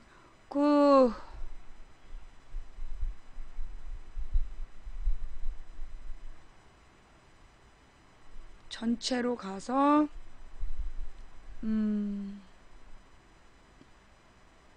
시청하기를 눌러야 되나? 전체에서 지상파 K 어디 갔냐? 뭔가 이쯤 되면 이쯤 되면 뭔가 이상 징후가 잡혔다는 둥 이러면서 떠야 되는데, 왜 그런 게 없어? 별거 없어 지금? 아니, 이쯤 되면 뭔가 터져야 되는데. 예, 이쯤 되면 뭔가 10분 후입니다. 4시 15분에는 직사포 3발을 발사하면서 2차 공격을 가하게 됩니다. 이 2차 공격의 포탄은 비무장지대 안쪽에 떨어집니다. 자, 이거 보니까 오늘은 새로운 뉴스가 없나 봐요. 예, 뭐 오늘은 새로운 뉴스가 없고, 그리고 지금 이제 어제 뉴스 계속 반복하고 있어요. 예, 북한 오후 5시에 준전지 상태 선포. 지금 뭐 완전 무장 전시 상태 진입 명령. 그런 이제 뉴스 속보가 나오고 있는데 우리는 이미 뭘 봤어? 그 김종대의 그 뉴스를 봤기 때문에 뭐 북한에서 지금 막 위기 얘기를 막 해도 이게 뭔가 좀 이해가 되지 않아요? 여전히 두려워? 자, 지금 내일 전쟁 나나요? 라고 아까 물음표 많이 했다가 강퇴당한님아, 지금 재방송 봐봐. 망치부인의 재방송을 보면서 지금 이 그 현재 정세를 어떻게 읽어야 되는지, 현재 정세를 그 어떻게 읽어야 되는지 한번 쭉 보시기 바래요. 네, 사실 손석희 대표가 이런 씨벌 이렇게 방송하면 대박 나겠지만 그렇게 못하죠. 예, 아프리카의 망치부인은 이런 씨벌놈들 이렇게 방송을 해도 이걸로 무슨 뭐 사회적인 지탄을 받지 않지만, 만약에 손석희 사장이 그 손석희 뉴스에서 이런 씨벌이라고 한마디를 하는 순간 난리가 나는 거야. 그러다 보니까 이 손석희 뉴스는 아무래도 이제 이 제도권 뉴스다 보니까 원칙을 지켜서 나처럼 화도 못 내고 최대한 그 객관적인 분위기를 마련하려고 애쓰다 보니까 그 좀 약해 보이기도 하는데, 내가 볼 때 지금 손석희 뉴스는 그 제작진들이 위축된 것 같아. 제작진들이 위축됐을 거라고 보는데 나는 그게 또 당연하다고 봐요. 왜냐하면 지금 손석희 대표는 그냥 앵커가 아니야. 그냥 앵커가 아니라 보도본부 사장이라고. 한마디로 손석희 사장이 날아가면 다 날아가는 거야. 그러니까 이 JTBC 뉴스 제작진들이 위축될 수밖에 없어. 밥그릇이 달린 문제인데. 손석희가 보도부문 사장이거든. 손석희가 만약에 잡혀 들어가면 그 JTBC 뉴스 제작진 전체가 길거리에 나앉아야 되는 상황인 거야. 그러니까 이렇게 위축이 될 수밖에 없다고 이해는 하는데요. 그런데 나는 지금 이 상황에서 우리 그 JTBC 뉴스 제작진 분들도, 그 뉴스 제작진 분들도 마음을 다잡을 필요가 있다. 사실 우리가 여기서 이렇게 비겁하게 살아남아서 우리의 목숨을 구걸해도 저 새끼들이 한번 찍었던 여러분들을 절대 기회를 주지 않아요. 지금 손석희 뉴스를 제작하는 분들 중에 사실 좀 걱정이 되는 분들, 그런 분들께 하고 싶은 얘기는, 지금 여러분이 조심한다고 해서 저 새끼들이 절대 기회를 주진 않는다는 거야. 확실한 색깔로 싸우는 수밖에 없어요. 그 손석희 뉴스에서 어조를 좀 더 강하게 나가야 돼. 이걸 강한 어조로 이 정부의 잘못을 날카롭게 비판을 해야 그 손석희 뉴스의 그 맛이 사는 거고, 손석희 뉴스의 지지자들이 손석희 뉴스를 지킬 거라고 난 생각해요. 지금 손석희 뉴스를 보고 사람들이 좀 많이 부드러워진 것 같아요. 좀 맥을 놓친 것 같아. 이런 얘기들 많이 하는데 그건 여러분이 보기에 그럴 수도 있어요. 첫째는. 그러나 실제로 제작진들이 위축될 수도 있다. 그런데 나는 이 두 가지 다 그 사실이 아닌데 그렇게 위축됐다고 보거나 실제로 위축됐거나 해답은 하나라고 봐. 지금 우리가 할 수 있는 일은 뭐밖에 없어? 싸우는 길이야. 이래도 죽고 저래도 죽을 땐 싸우다 죽어야 돼. 이래도 죽고 저래도 죽는다면 싸우다 죽어야 멋지게 죽는 거야. 적어도 싸우다 죽으려고 작심하고 달려가면 그 지지자들이 뭉치게 돼 있다고 난 생각해요. 그래서 JTBC가 아니라 손석희 뉴스 힘내라. 뉴스룸 좀 더 강한 어조로 이번 사태에 대해서도 강력한 어조로 갈 필요가 있다. 그래서 물론 이제 내 고민은 뭐냐, 지금 우리가 손 사장을 잃으면 우린 다 무너지는 거야. 우리는 손 사장을 잃으면 우리 측에, 내가 볼 때는요, 지금의 손석희 뉴스가 MBC, KBS보다 영향력이 있어.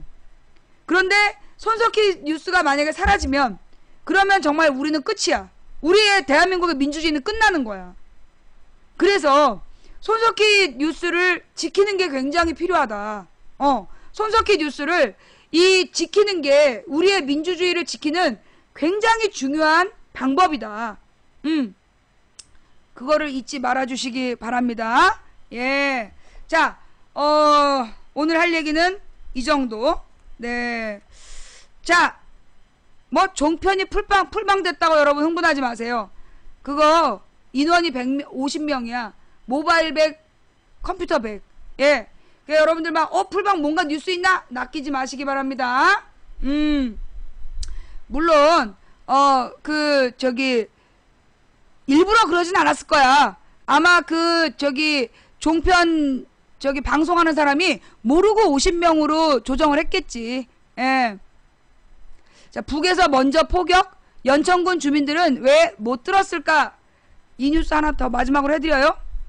뭐 지금 내가 한 6시까지 대기할까? 내가 방송 딱 끝내면 혹시 뭐 북한 도발 속보 나오나? 내가 혹시 이거 방송 종료하면 북한 속보 나오나? 지금 여러분들도 불안하세요? 불안해하지 마세요. 예, 김종대 씨의 기사를 읽으면서 마음을 가라앉히세요. 북에서 먼저 포격? 연천군 주민들은 왜 못 들었을까? 주민들 아군 사격 소리만 들렸다. 북도 포격 사실 부인. 포격 지점 공개 안에 의문 증폭. 아, 이게 지금 4시 10분에 나온 뉴스예요? 북한이 포를 쏜 사실을 부인하고 연천 주민들도 북의 포격을 인지하지 못했다는 보도가 나왔다. 정부를 신뢰하지 못하는 분위기 속에 군 당국이 폭탄의 증거를 내놓고 관련 의혹을 해소해야 된다는 목소리가 나온다. 사실 이게 북한 지뢰하고 어제 그 포에 대한 증거가 나와야 돼. 북은 20일 인민군 최고사령부 긴급보도를 통해 괴뢰 군부 호정광들은 아군이 즉 북한군이 남측으로 포탄 한 발을 발사하였다는 있지도 않은 구실을 내대고 북한군의 민경 초소들을 목표로 36발의 포탄을 발사하는 분별 없는 망동을 부렸다라고 비난했다.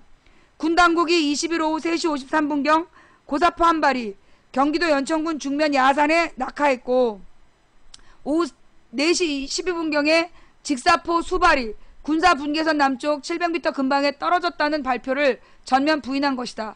북은 특히 괴뢰 군부 즉 남한 정부가 자체가 북한군 포병의 발사 원점도 그 남측 남한군이 지역에 있어야 될 포탄의 낙탄 지점도 확인하지 못하고 아군이 발사하였다는 즉 북한군이 발사하였다는 포탄이 고사폭탄인지 소총탄인지 로켓탄인지 분별하지 못한 상태에서 이런 군사적 도발을 거리낌 없이 감행했다고 주장했다.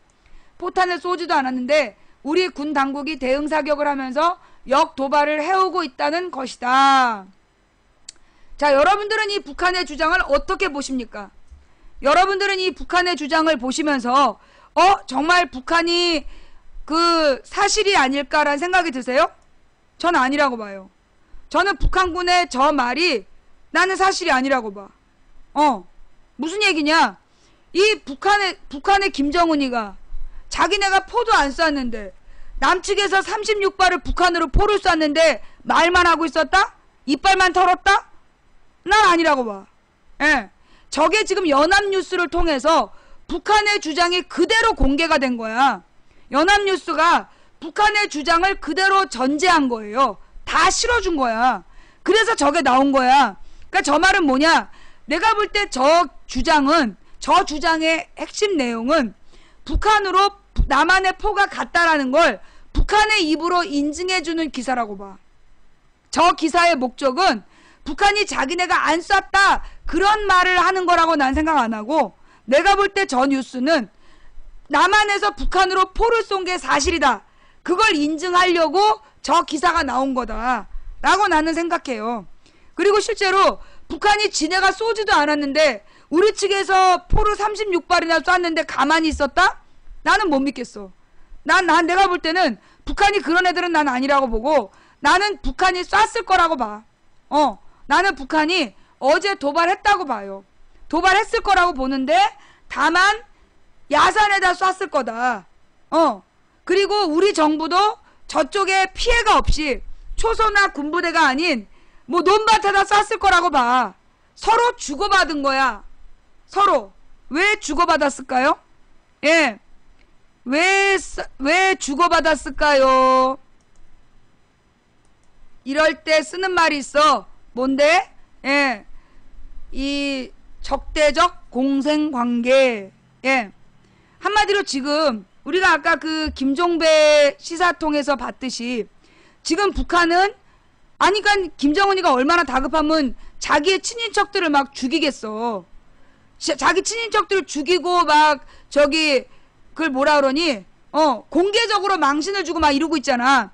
그 얘기는 다른 말로 해서 사실 이제 내가 김정은이가 그 북한의 지도자가 됐을 때 내가 맨 처음 방송한 내용이 있어. 뭐라고 얘기했냐면 김정은이는 위험하다. 그 얘기 기억나요? 예. 난 북한이 도발했다고 생각한다니까. 나는 김정은이가 북한의 대빵을 먹었을 때 매우 위험한 상황이라고 얘기했어요. 이전처럼 잘 넘어가지 않을 거다. 기억나시죠? 내가 왜 그랬냐. 사람은 나이가 들면서 세상을 보는 눈이 넓어져요. 근데 김정은이는 지금 20대야. 내 나이 20대 때는 세상에 두려운 게 없었어. 그리고 조심할 줄을 몰랐어. 그러니까 한마디로 세상의 구조를 이해하고 그 구조에 맞게끔 대처할 줄을 몰랐다고. 일단 좌충우돌했던 거야. 내 20대 때. 내가 20대를 살아본 사람으로서 김정은이가 대빵을 먹으면 위험하다고 했던 이유가 뭐냐. 북한은 절대 권력 구조야. 한 사람에게 권력이 집중되어 있는 구조라는 거지. 그런데 그 권력에 20대가 앉았다? 이건 내가 볼 때 북한의 위기는 김정은으로부터 시작됐다고 봐. 걔가 나이가 어리기 때문에 김정은이 사태를 수습할 만한, 물론 굉장히 기존의 40대 이상의 정치인들과 달리 뭔가 새로운 그리고 예측하지 못한 사고를 칠 만한 그런 능력은 있을 거야. 그러니까 이제 지금이 이제 30대가 돼서 그런 건데 걔가 20대 때 집권했잖아. 걔가 20대 때 28인가 집권했잖아요. 그죠? 2010년인가에 걔가 28인가 그랬어. 28에 집권을 할 때 내가 이거 굉장히 심각하다, 걱정된다라고 얘기했던 이유가 뭐냐. 김정은이가 20대 지도자이고 북한의 권력이 한 사람이 독점하는 권력 구조이기 때문에 이게 북한에게 굉장히 안 좋을 거다, 걱정된다, 어디로 튈지 모른다. 이런 애들은 핸들링이 어려워. 사실 뭐 20대 후반에서 30대 초반, 나 30대 초반까지도 들이받고 다녔다니까. 내가 살아본 바에 의하면 김정은이가 세상 물정을 몰라. 한마디로 중국을 너무 개무시한 거야. 중국을 너무나 개무시하고 중국이 북한을 무시할 수 없다라는 막연한 생각을 했던 것 같아. 그러니까 이게 나이가 들면, 우리가 나이가 40대가 되면 왜 보수가 되느냐. 내가 날 보수라 그러잖아. 왜 보수적인 성격이 되냐 하면 세상의 구조가 보여. 그러면 세상의 구조 속에서 내가 무엇을 해야 될지를, 나의 역할을 보게 되는 거야. 근데 이게 20대나 30대 초반까지만 해도요, 세상의 구조는 내가 바꿀 수 있다고 생각돼. 그러니까 위험한 판단을 할 수 있는 거야. 그런데 이 20대의 젊은 김정은에게 너무나 막강한 권력을 쥐어주는 구조라는 거야. 그런데 북한에도 이미 김대중 노무현 때 자유의 바람이 들어갔어. 돈맛을 본 거야. 그러니까 북한에서 저항이 생각보다 큰 거지. 김일성 죽고 김정일이가 집권할 때까지만 하더라도요, 공산주의의 유일한 자기네들이 마지막 성지다, 이런 자부심을 가지고 김정일이를 맞이했고, 김정일이 나이가 그 당시 40대였어. 김정일이가 대빵 먹을 때가 그때가 40대였다고. 그러다가 20년 만에 1994년이었으니까 2010년에 한 20년도 안 하고 죽은 거 아니야. 그러니까 김정일이는 40대였고 김정일이가 집권할 때까지요, 여러분 24년을 준비했어요. 그거 알아요? 북한에서 김정일이가 집권하기 위해서 1970년부터 준비했어. 1970년부터 24년 동안 김정일이를 받아들이라고 막 김일성이 강요해서 세운 게 김정일이야. 그러니까 김정일이는 자기가 아버지에 의해서 치밀한 전략으로 세워진 사람이라서 자기 그 후계자를 세웠어야 됐는데 자기가 아직 젊기 때문에 그 생각을 못한 거야. 그래서 문제는 김정일이가 후계자를 제대로 못 키웠어. 그래서 김정일 장남은 국제적으로 돌아다니면서 사고치고 있지. 그 다음에 지금의 김정은이 아니라 김정일은 자기 딸을 세우고 싶어 했다는 거야. 근데 북한에서도 이 여자가 대빵 먹기는 어려웠던 거야. 그래서 김정일이가 박근혜를 그렇게 좋아했던 이유가, 여자가 대빵 먹어야, 만약에 박근혜가 대통령이 되면 그 북한에서도 여자가 대빵 먹을 수 있다. 지 딸이 대빵 먹을 수 있다라고. 그래서 그렇게 잘해줬다라고 탈북자가 MBN에 나와서 방송을 했어요. 예. 좌우지간 김정은은 북한에서 준비된 지도자가 아니야. 그래서 지금 북한은 정치적으로 김정은의 지도체제가 안정적이지 않다는 거야. 박근혜는 박근혜대로 남한에서 온갖 쌍욕을 먹고 있다는 거야. 그러면 지금 정권이 불안정한 두 사람이 일시의 내부적인 적을 없애버리는 방법은 단 하나겠지. 그래서 내일 제가요, 오늘 방송은 여기까지 하고 내일 3시에 생방송을 다시 할게요. 예. 내일 3시에 생방송을 하면서 다시 한번 내일까지의 상황을 보고 내일 5시 이후에 뭔가 이렇게 무슨 북한에서 무슨 짓거리를 하는지 봐야 될 것 같고, 그 다음에 지금 이 유엔사에서 어떻게 이번 문제에 접근해 가는지, 어떻게 풀어갈 건지. 지금 미국의 오늘 입장이 뭐냐면 북한한테 그러지 마라, 그렇게 문제를 일으키지 마라, 그러면서 계속 지금 발표를 하고 있거든요. 그러니까 우리는 지금 우리 정부에 대해서는 우리가 뭘 기대할 수가 없잖아. 그러니까 미국의 입장이 뭔지에 대해서 기민하게 지켜보면서 내일 3시에 다시 만나. 자, 오늘 방송은 여기까지 할게요. 자, 오늘 망치부인 방송 볼만 하셨나요? 예. 오늘 망치부인 방송 볼만 하셨다라면 추천 부탁드리고요. 예. 오늘 제가 아까 한명숙 총리에 대해서 너무나 냉정하게 얘기해서 여러분들이 굉장히 속상할 수도 있는데요. 저는 박근혜와 이명박에게 엄격한 것처럼 저는 노무현 대통령에게도 한명숙 전 총리에게도 저는 엄격해야 되는 언론인입니다. 예. 우리 편이라 그래서 무조건 감싸고 도는 건 옳지 않다고 생각해요. 한명숙 총리가 아무 죄 없이 감옥에 간다고 전 생각하지 않아요. 한명숙 총리가 곁에 있는 사람을 잘못 돕기 때문에 책임을 지고 나는 감옥에 가는 거라고 생각합니다. 노무현 대통령이 박연차로부터 받은 빌린 10억, 그걸 치욕으로 여기고 극단적 선택을 할 수밖에 없었던 거. 그럼에도 불구하고 노무현 대통령이나 김대중 대통령 때는 사실 전쟁 날까요? 라고 고민한 사람 아무도 없었어요. 제 평생 제가 이제까지 살아오는 도중에 전쟁 날까봐 걱정하지 않고 살았던 딱 10년이 김대중 노무현 때였어요. 내가 박정희 때 태어나서 전두환 때 청소년기를 보내고 노태우 때 대학 생활을 하고 김영삼 때도 끊임없이 조직사건 일어나고 그랬었기 때문에 내가 정말로 전쟁의 공포 없이 살았던 딱 10년이 47년 중에 김대중 노무현 때예요. 김대중 노무현 대통령은 얼마 전에 김대중 대통령 기일도 있었지만 완전한 인간은 아니었어요. 세상에 완벽한 인간이 어디 있겠습니까? 그래서 이 김대중 대통령에게도 노무현 대통령에게도 실수도 있고 오류도 나는 있었다라고 생각해요. 그럼에도 불구하고 김대중 노무현 대통령은 그래도 우리 한반도의 우리 국민들에게 가장 큰 도움이 무엇일까? 우리 한반도에 가장 필요한 게 뭘까? 그걸 분명히 알았던 지도자였다라고 전 생각해요. 완벽하진 않았지만 이제까지 제가 47년 동안 겪은 지도자 중에서 가장 인간적이었던 지도자들이 아니었던가, 가장 유능했던 지도자들이 아니었던가, 저는 그렇게 생각합니다. 물론 김대중 대통령 때 서해교전과 연평해전이 있었어요. 여러분, 연평해전 때 사람들한테 물어봐. 전쟁 날까봐 걱정한 사람이 있냐고. 아무도 없었어. 서해교전 때도 우리가 이겼기 때문에 연평해전 때는요, 솔직히 여기서 온 국민이 관심이 없었어요. 왠 줄 알아요? 월드컵 기간이었어.